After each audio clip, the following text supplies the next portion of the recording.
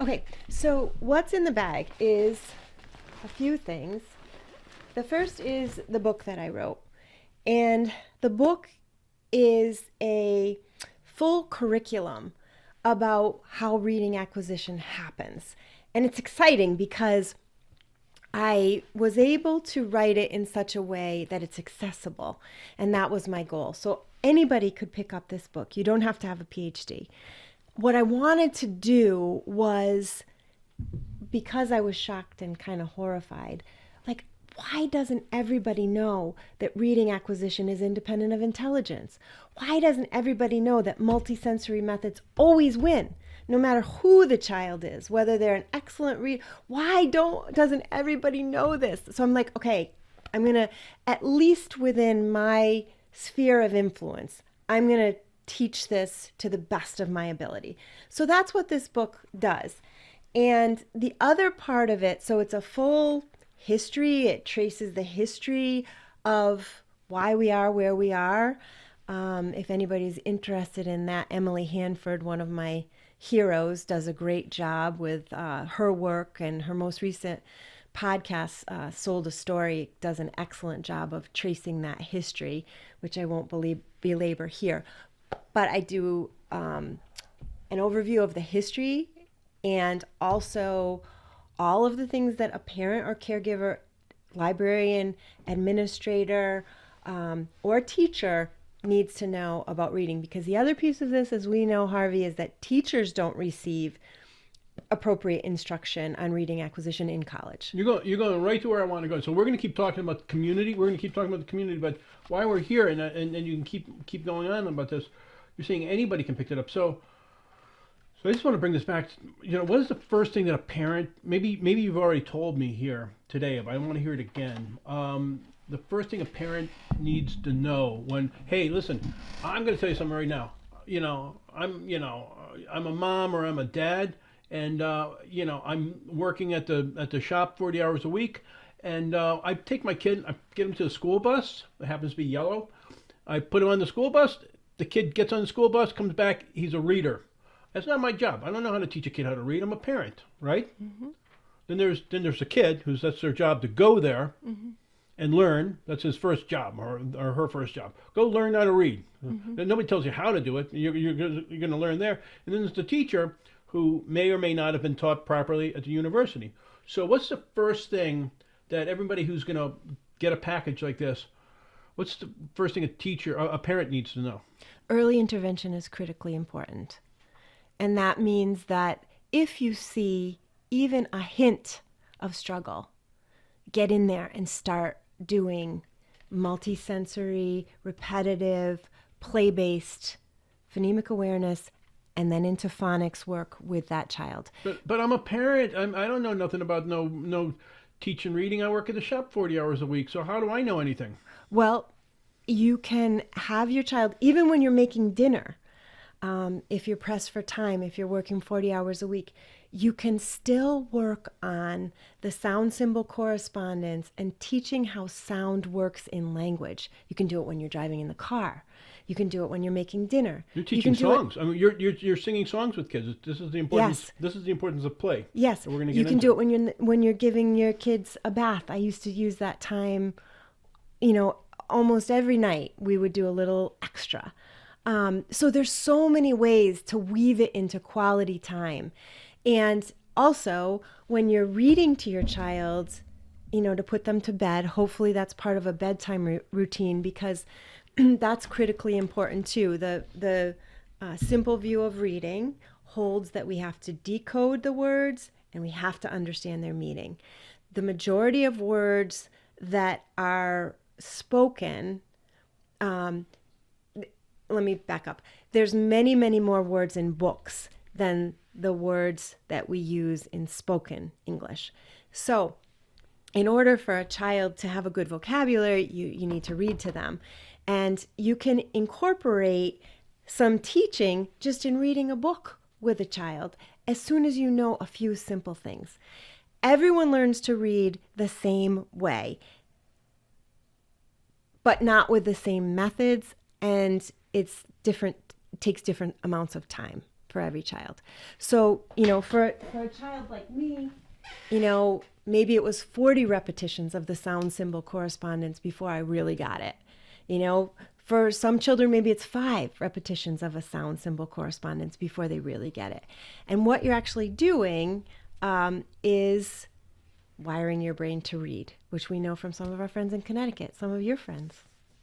So what you do is you give a layman's, like, I don't know nothing about no plumbing, but if my sink starts leaking, I can go to YouTube and I can learn that. In a way, you're kind of like this YouTube of, but it's a book where you're teaching the parents how to become teachers and educators. Yes, how to support their child's literacy acquisition. You said support. That it's actually closer.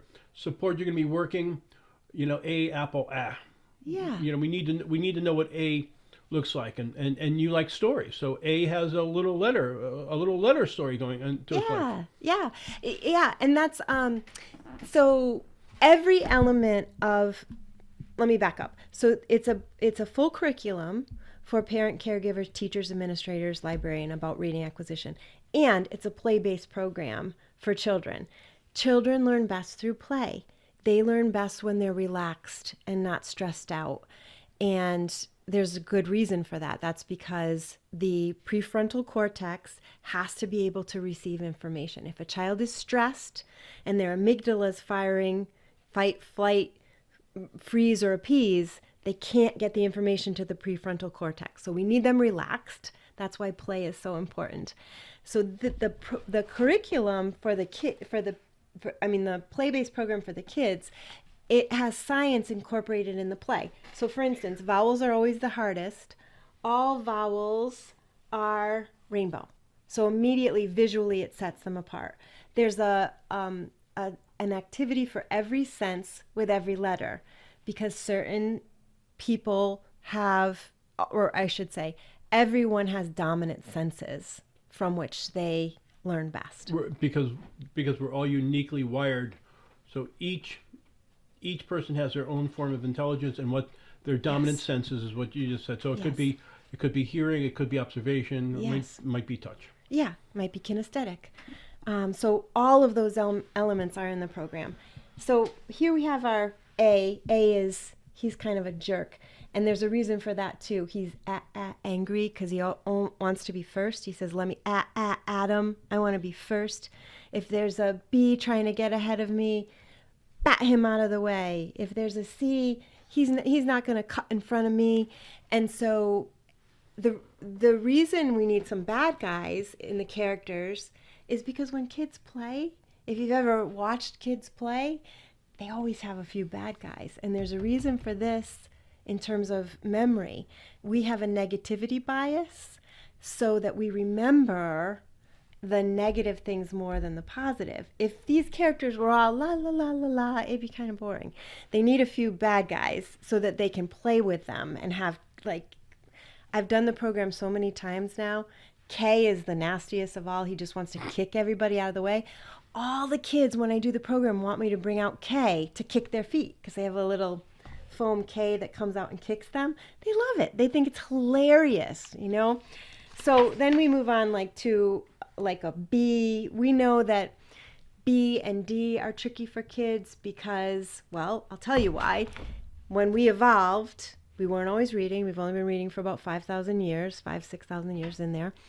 And our brains aren't wired naturally to read, but they are wired naturally to see a tiger coming from this direction or this direction. So when we reverse letters, that's not dyslexia, unless it can be a sign of it later on. But a lot of little kids can do that anyway. So I build in play-based things to help them wire their brains and set the symbol right. So, for instance, B likes to hang out in his mom's belly, and she sucks a binky.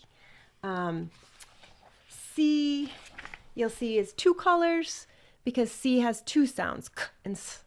And a lot of teachers don't even know that. And it depends on, to go back to the rules, if C sits next to IE or Y, it's a S, as in cycle, or cyst.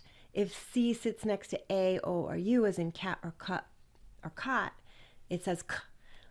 So then the kids aren't saying, oh, wait a minute, how come C says S in some words and C says K in others? And somebody says, well, you just have to memorize it. It's easy. It's not easy unless you know the rule.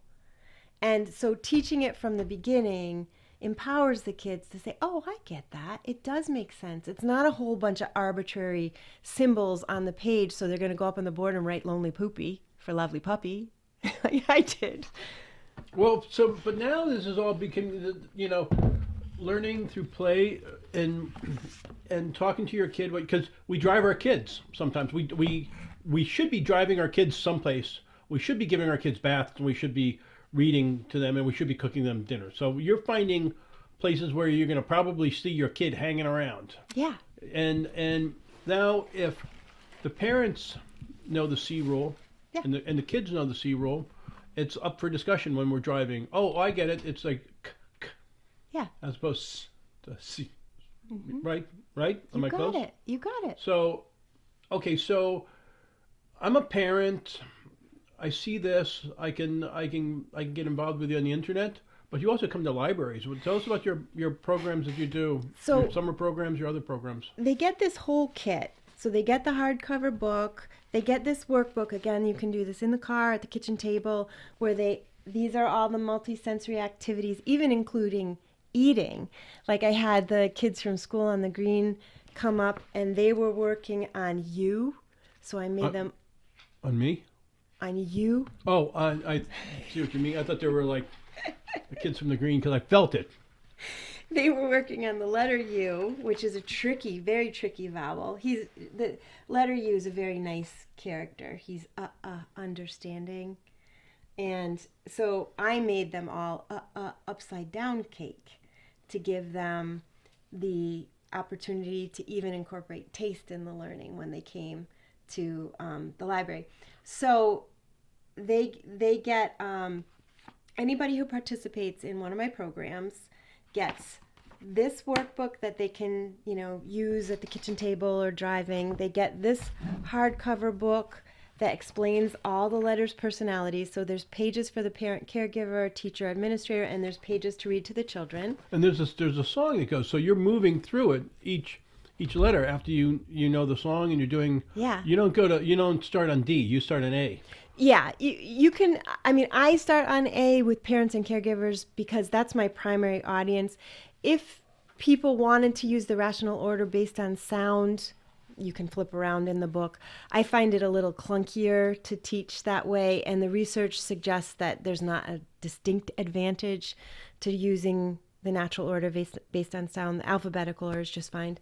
So they get those two elements. Then they get this fun letter dough powder, which begins the shared mutual focus, because we want parents and caregivers to have a joyful process with their children. So they make this letter dough, which is scented, by they add the boiling water, and the child kneads the letter dough. And it also helps with their motor skills, their fine and gross motor skills when they're kneading the letters. So that's an added advantage.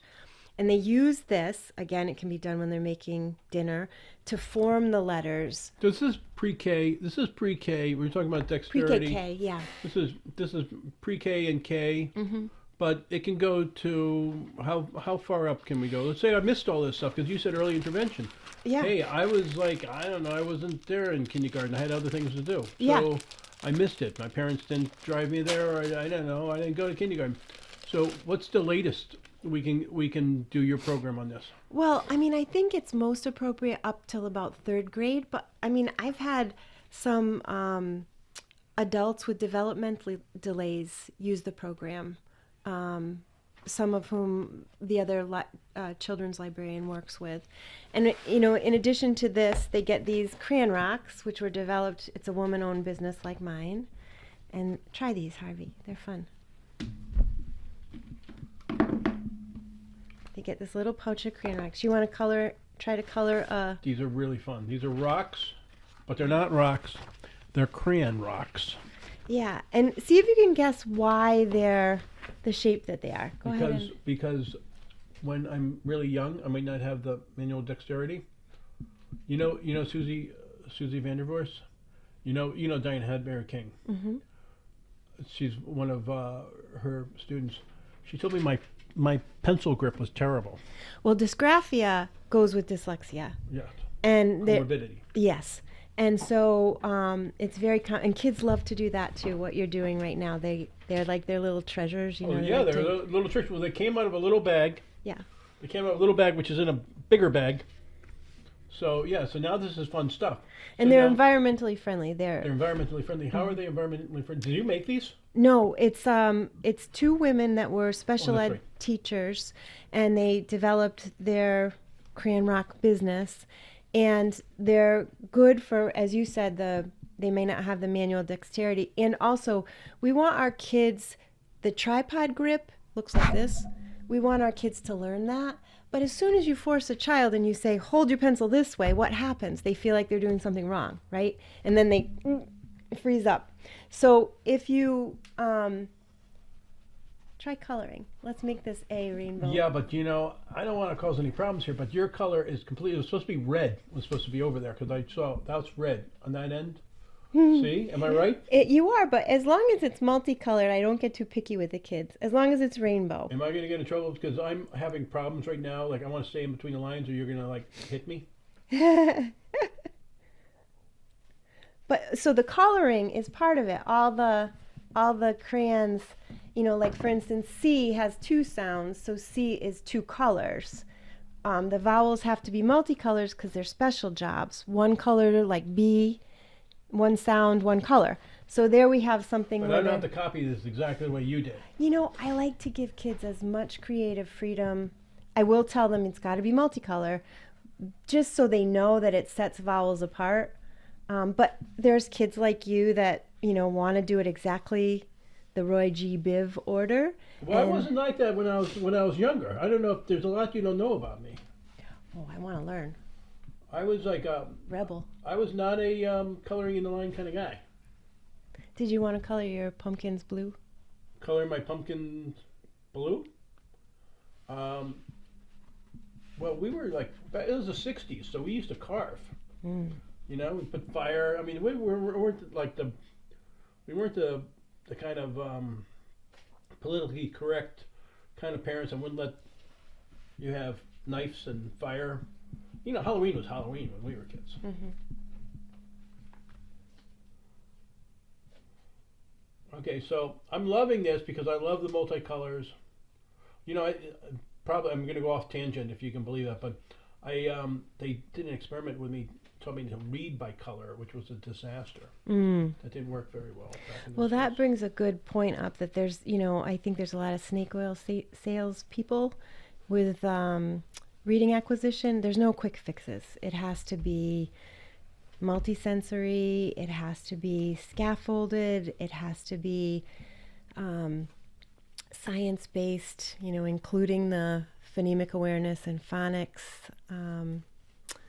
So yeah, there's no, special glasses or do this particular exercise, or that's all been, And we know that because we've been around enough of that. Well, they've talked to us, and jumping on a trampoline is going to somehow teach you how to read. Right.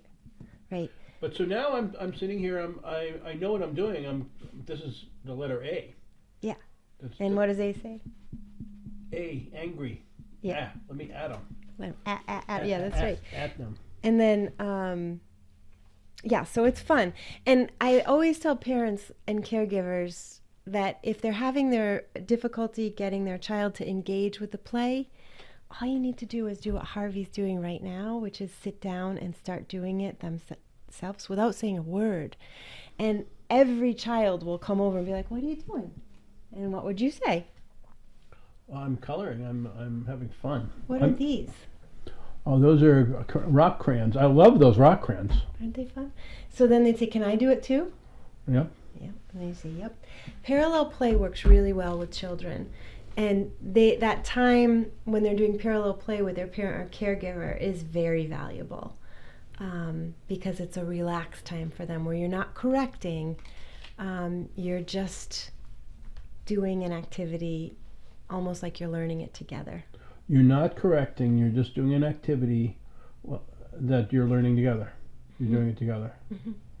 That's why the percentage of the American population that reads below a sixth grade level. So a lot of these parents are like, I don't want to get involved with teaching my kid because I'm not what I'm going to do. But if you go back, it's actually good, wholesome, clean fun for the whole family. It is. And you're learning together. Yeah. And you can get silly. I mean, how I thought of the idea, so for the characters specifically, and that's also science-based, is that the part of our brain that recognizes the character symbols has actually been repurposed from a more primitive part of our brain that recognizes faces.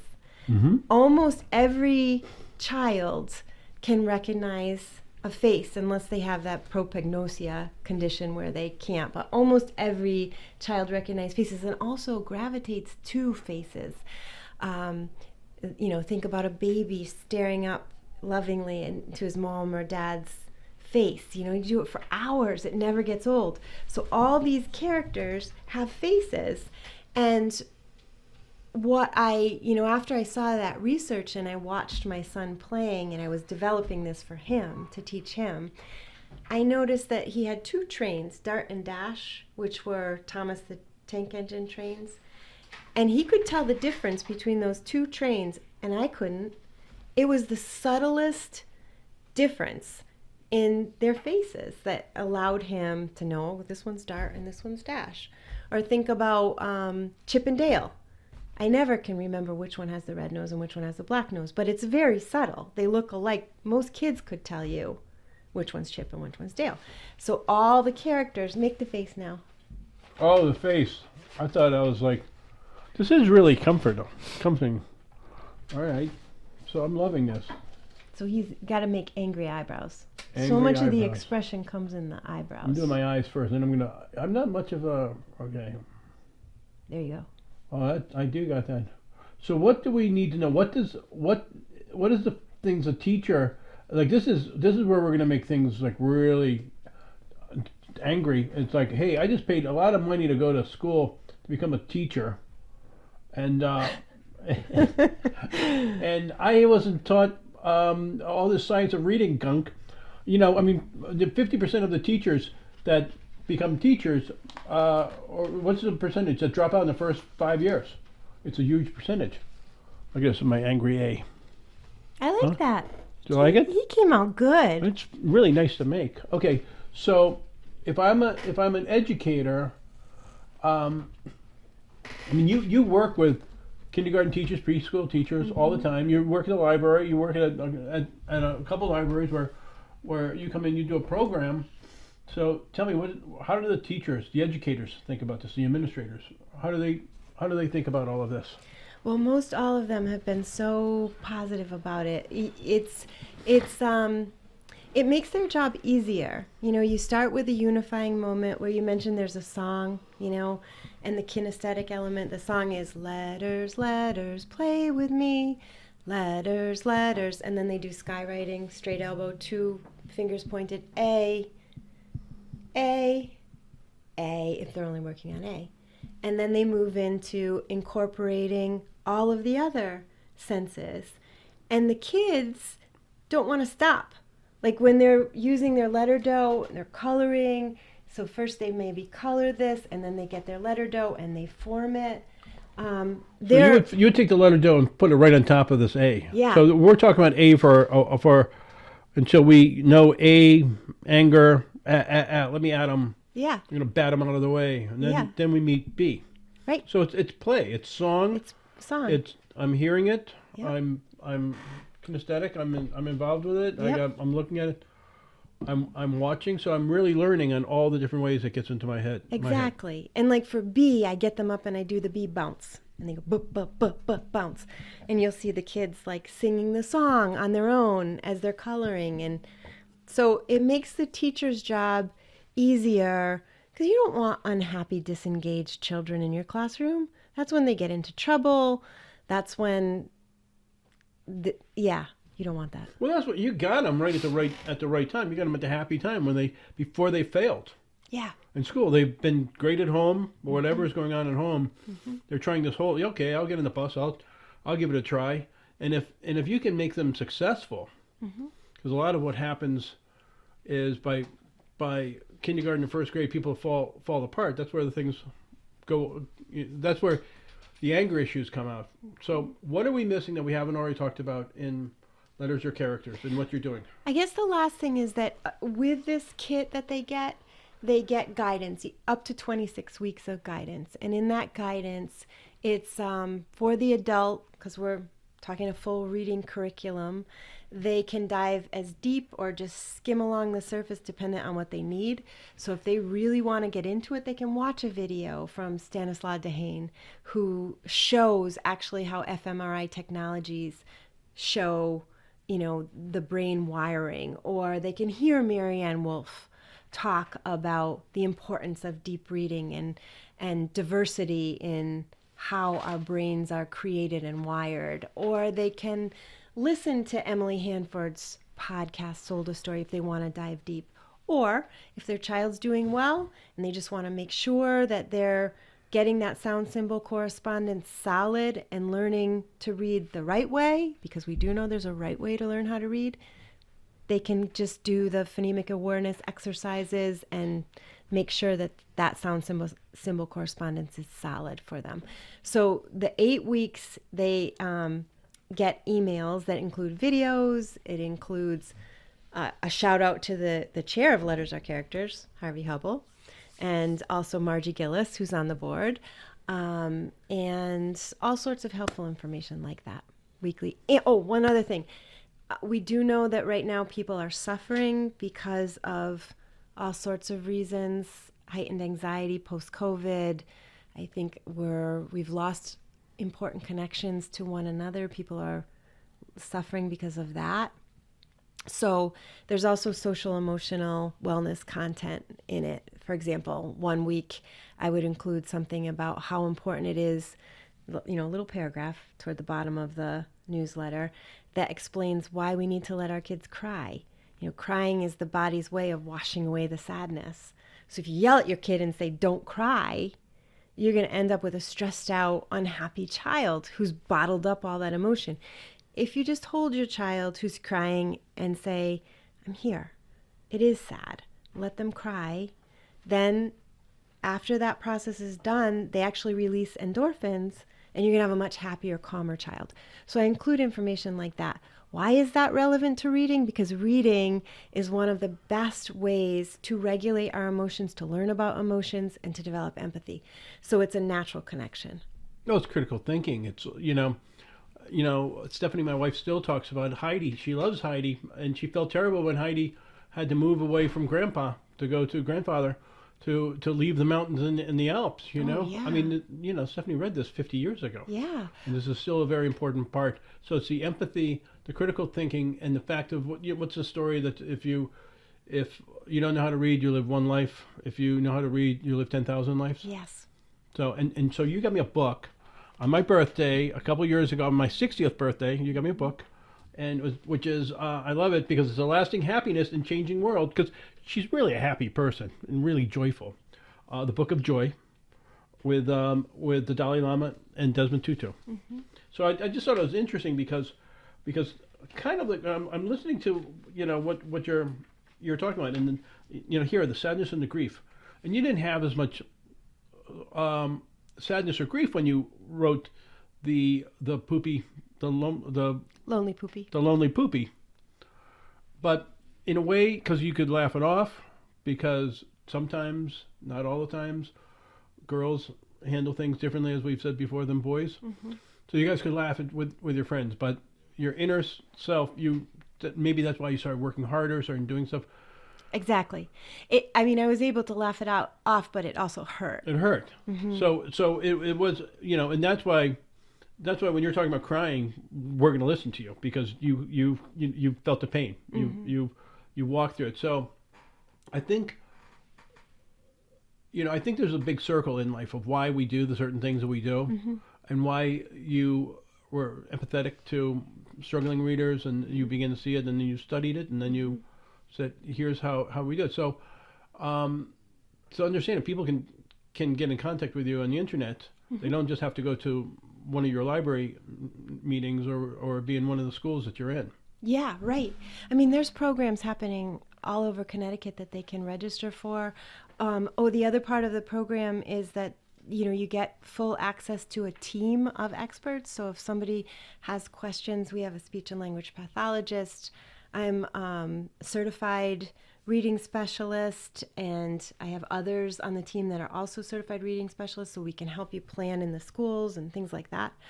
So that there's access to... Even not in Connecticut? Well, we have a small program in Boston at the Boston Public Library. Right now, the business is primarily based in Connecticut. Maybe at some point we'll grow outside of the state. But yeah. I mean, I have helped people outside who've reached out outside of Connecticut. The programs other than the Boston Public Library are all in Connecticut. But if I'm a parent and I want to get involved and I want to try... See, the thing is, I just want to just say this in closing. You as a parent and you as a PhD kind of come together where you're saying, I mean, I've mentioned this before. There's the cooking time. There's the bath time. There's the bedtime. There's the car time. But there's also a time for the parents begin to say, hey, okay, I get how the A's work now. I see how the B's work. So they're bonding that relationship between the parent and the child as they're beginning to learn, and they're learning together in some cases. Oh, yes. I've had so many parents. I've had parents come up to me, and I mean, this is a very rewarding part of the work, because to kind of circle back to the Book of Joy, I think one of the goals of life is to find right livelihood.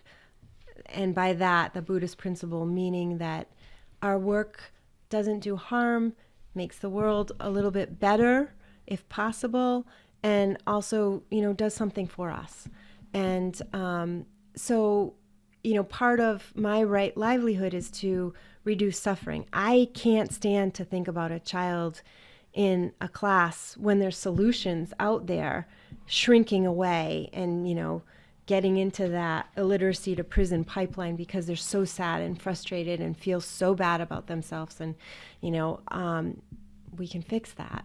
So, that kind of goes back to the Book of Joy. And I guess I did want to say, if people out of the state of Connecticut want to bring the program to their library or want individual help, we can do that too. We haven't as much yet, but, I think slowly we can kind of spread the message far and wide. And there's nothing that moves the needle on things faster than an angry mom. That's pretty spot on. What are we missing? Anything over here that I'm missing? I don't think so. Anything over there I'm missing? Okay, what am I missing? Anything else? I think you ended it like nothing moves it more than an angry mom. All right. Well, thank you very much for being here today. And thank you for joining us on Show and Tell, the only thing I was ever good at in school. And this is what parents get too. They get because their achievement needs to be honored if they're working with their kids. So they get a certificate. They get a certificate. Parents get a certificate if they're working. Because don't you think that adults should get more certificates too? Like some of the parents never got a certificate for achievement. So yeah. Yeah. It's all good. All right. Do we want to Want to open your gift? Oh, I'm going to open my gift. It's really fun. Okay. Paints, which I'm going to love already. Those are water? Oh, they're those washable acrylic. paint. Washable acrylics. Okay. Those are watercolor. These are what? Watercolor. Watercolor. So I have two sets of paints. This is going to, they won't let me have paints here. Oh boy, I'm loving this. Did you talk to them already? Tell them what? Are these erasable markers? No, oh, well, Oh. water, you can, yeah. I can, but do they come off of walls? I don't know. I think they do, actually. Washable markers. Yeah. Yeah, Should we need try? them. No, not on this wall, because this wall isn't built for the other other things. Okay. And I have more markers down here. Yeah, so these are oil. I need Q-tips. That's so you can do pointillist, like Oh. Seurat I can do what? art. Pointillism. Oh yeah. You do like Seurat, you can dip in here and make some art. Oh boy. Okay, next time we come back, the wall is going to be marked up. Okay, I'm loving this. That's salt for the watercolor. So after you do, so if you take the watercolor paper, you can do wet on wet, meaning wet the paper with the brush, Yep.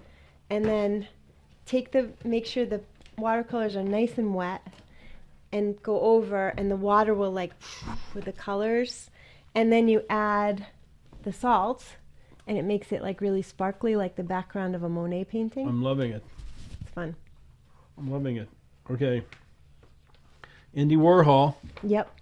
Oh, and Monet. Here we are. Mm-hmm. So you're just telling me that I'm going to be able to paint water lilies after?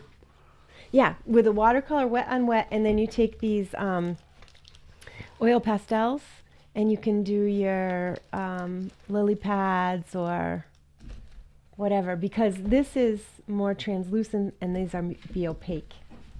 I am. This is great. I can make my own Monets, water lilies, and I can sell them for a profit.